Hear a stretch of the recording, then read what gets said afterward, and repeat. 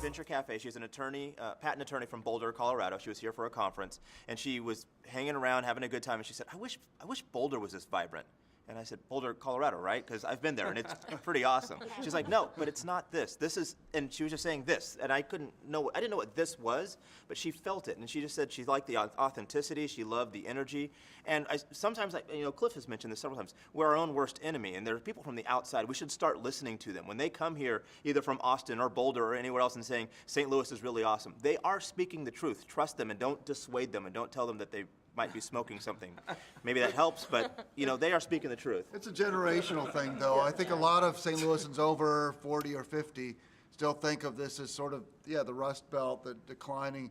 If I meet someone in that age group and tell them I write about the St. Louis economy, they say, oh, isn't it terrible? We've lost Anheuser-Busch, we've lost TWA, May department stores and all that. I say, young people haven't even heard of some of those companies. Right. Yeah. It's whether are you looking backward or are you looking forward? And young people demand the things that we've been talking about here tonight, right? Okay with failure, acceptance of risk, diverse voices, hearing from everyone, collaboration versus competition. That's what young people are looking for, and that's what the entrepreneurship community is seeking to offer, and doing better at that every day. And young people are responding to that. Public transportation. That's a challenge here that we can do better at, but Lyft needs to be allowed into the city. I hope the government's listening. It's very important. There's entrepreneurs, young people moving here from cities where they don't have cars or driver's license, like New York. We want to keep those people here. Cliff, what do you think about that? And the reason I ask is sometimes we get lumped into different categories, and I don't know your politics, but somebody might think if a person was against the state income tax, they might not really care for public transportation. Wow. Oh, that was quite a joke. That is really assuming. Sorry. I'm just curious because I wonder if there are a lot of overlapping things that might... Ed actually brought up a beautiful punch free that market in the answer app, by the to way. your question. Uber and Lyft actually provide incredible, affordable, reliable transportation that is now being disallowed and stunted because of government regulations, completely unnecessarily protecting business interests. Right? We have government regulations that were written by the business people to protect their own turf. And that doesn't help anybody. And there are questions about some forms of public transportation if we have enough density to really support it economically, right? Because we're not a highly dense city. But entrepreneurs created answers to those questions, right? Uber and Lyft actually provide a very effective and sophisticated low-cost public transportation public system that actually utilizes resources people already have, their own cars. And our city is fighting it. So, I think that if you let entrepreneurs solve problems, you will end up with fewer problems. You know what I like about everyone at this table? No matter how bad the question is or how misinformed the question is, you all give great answers.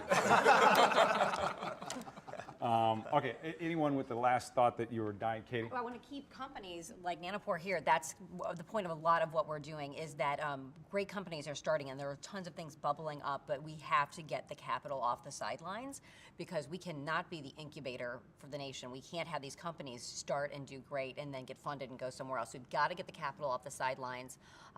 We've been talking about that a lot on Accelerate St. Louis, and I just hope it happens. I think the time is right. I feel the momentum's right. I'm seeing some interesting things on that question. So that's always a fear that we will incubate companies, that then they'll get bought up by bigger money or larger companies that's going to move them. And that's going to happen a few times, and that's okay, right? It's a messy system, and this is part of the way it works. And sometimes we pull companies from other cities, and it's going to be, there's going to be wins and there's going to be losses, and that's okay. But what we are seeing in some early results is in cases where they did move the CEO to another city, they actually left the operations here. And two companies in our portfolio that I can think of, they were running operations both in the Bay Area and here. When they looked at the cost difference and they looked at the quality of the talent and the loyalty of the talent, of the employees, they've actually decided to grow the St. Louis office and not the San Francisco office. If you don't say, I mean, I can even say the Gainsight is that's probably one that you're talking about. It's 20 jobs. Brian always knows I all know the that. beans. I know that Jim said that they're going to be ramping up to close to 80 employees here in St. Louis. So yeah, having companies get some money. I don't know if that was public information yet, Brian. having companies get some money and getting out of town, but keeping that operations here is just as good. Yeah, cat's out of the bag. It's Gainsight, and yeah, so they're actually going to keep their office in the Bay Area at the same size, and they're going to scale St. Louis. And it actually, interestingly, it's not just of cost. We tend to think it's, oh, just because it's cheap here, it goes back to a negative Jim narrative. doesn't like it when people say that in McKelvey. It I does know. not. No, it's actually because of the less turnover. There's huge turnover in the Bay Area. It's a more transient population, and they poach each other. There's horrible poaching between companies, and people, they're just revolving doors from one company to the next. And their employees here have been here the whole time and have been completely reliable, great workers, deliver what they need to do, and they love the workforce. So they're actually scaling here. So even in some cases where we might lose a company, I think we're going to be pleasantly surprised in some cases. I do think we need to embrace risk more. I think that's something where we could improve on, and I've seen it change a lot in 2 or 3 years, because there are really talented people who are going to have not the right idea on the first go around. Who I hope they stick with it and they have enough support system that they find the next thing. Developers and programmers are getting 6-figure retention salaries at Facebook and Google just to not quit and go to the competitor. We don't have that problem here. So what Cliff said is true. Amazing, isn't it? Yes. Island. We've talked about the concern for diversity, and one thing that has jumped out to me is that when you have inclusion without diversity, that's the same as that's the good old boys network. That's nepotism potentially. But if you have diversity without inclusion, then what you have is leadership devoid of perspective. People don't, you're not including people in the decision making, but what we need, I think, is diversity and inclusion together. Neither one by themselves, but both together. And if you have that, then you have leadership that has a perspective outside of themselves. You have people who are getting opportunities that they don't ordinarily get. And I think if we pursue those kinds of things, as Diversify Us will help you do, then